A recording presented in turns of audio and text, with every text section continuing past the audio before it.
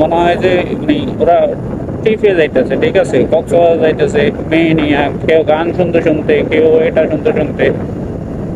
তারপরে কেউ সারাদিন কাজ করতে করতে কারো গলা দিয়া কথাও বেরোয় না, আবার কেউ ফেনীতে গিয়ে তারপরে লুটপাট করে। মানুষ বাঁচাইতাম, মানুষ বাঁচানোর জন্য যেমন ও যে এখানে থাকে এবং যে স্কুলের মধ্যে থাকতো, ওই স্কুলের মধ্যে প্রায় অনেকটা ফ্যামিলি ছিল, অনেকগুলো মানুষ ছিল এবং বাচ্চা কাচ্চা সহ অনেক অসুস্থ রোগীও ছিল, মুরব্বীও ছিল, ওরা এখনো পর্যন্ত না খাওয়া। তো থেকে পানি ভরা দিচ্ছে, মানুষের সাথে খারাপ ব্যবহার করতেছে। এটা ফেনীবাসী এগুলা স্টুডেন্টদের সাথে কথা বলতে খারাপ ব্যবহার করতেছে এবং স্বেচ্ছাসেবকদের সাথে খারাপ ব্যবহার করতেছে। হ্যালো এভরিওয়ান, আসসালামু আলাইকুম, welcome to my YouTube channel.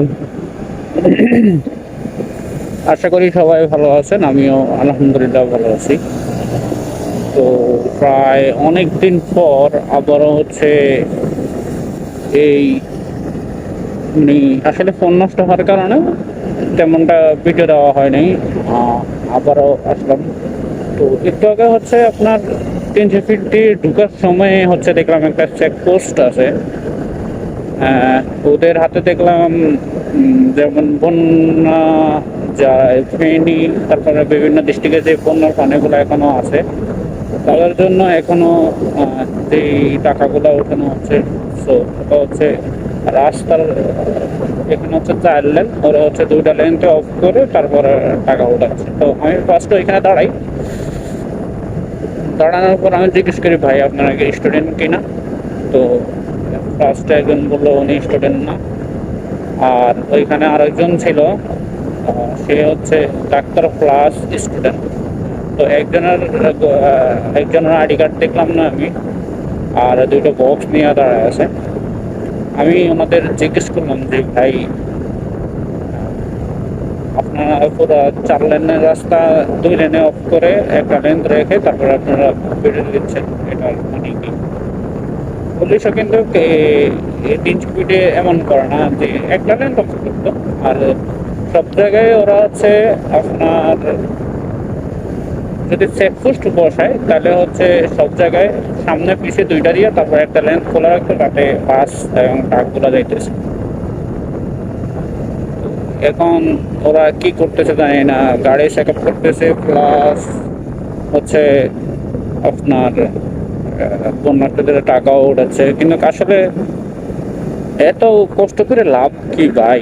ফেনীতে যে স্টুডেন্টগুলো আছে এবং অনেকে দূর দূর থেকে, যেমন গিয়ে তারপরে ওইখানে মানুষের দেখলাম যে নৌকা থেকে পানি ভরা দিচ্ছে, মানুষের সাথে খারাপ ব্যবহার করতেছে। এটা ফেনীবাসী এগুলা স্টুডেন্টদের সাথে কথা বলতে খারাপ ব্যবহার করতেছে এবং স্বেচ্ছাসেবকদের সাথে খারাপ ব্যবহার করতেছে। আবার অনেকে ক্ষুধার কারণেও খারাপ ব্যবহার করতেছে, কারণ এবং শোনা যাচ্ছে, আমার একটা ফ্রেন্ড ছিল ওইখানে ফেনীতে গেছিল, তো ওর কাছে শুনলাম যে আপনার 3 দিনের মতো ওরা না খাওয়া ছিল। তো 3 দিন পরে ওরা প্রায় 3 থেকে 4 কিলোমিটার ওরা পানি দিয়া সাঁতরায় আইসা, তারপরে ওদের কাছে শহরে আইসা বলতেছে যে আমার কিছু দরকার নাই, কিন্তু ওদের জন্য ত্রাণ নিয়ে যাওয়ার জন্য খুব অনুরোধ করলো। তো শহরে যারা ছিল, আসলে একটা জিনিস দেখবেন আপনি, শহরে যারা ছিল বেশিরভাগ পোলাপাইনে শহরে গিয়ে এর মধ্যে যায় আটকা পড়ছে বলতে ট্রলার নিয়ে গেছে, ট্রলার নিয়ে ওরা ফেনী শহরে গিয়ে ওরা পিকনিক করে,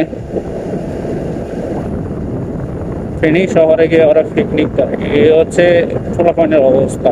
তারপরে মনে হয় যে এমন ভাবে ভিডিও আপনি দেখবেন, ভিডিওগুলো ভাইরাল হচ্ছে যে এমন ভাবে ওরা গেল, মনে হয় যে ওরা ট্রিপে যাইতেছে, ঠিক আছে, কক্সবাজার যাইতেছে মেয়ে নিয়ে, কেউ গান শুনতে শুনতে, কেউ এটা শুনতে শুনতে। তারপরে কেউ সারাদিন কাজ করতে করতে কারো গলা দিয়া কথাও বেরোয় না, আবার কেউ ফেনীতে গিয়ে তারপরে লুটপাট করতে কি কেউ খাওয়া পায় না। আর ফেনের মানুষ আপনার গিয়ে ওইখানে গিয়ে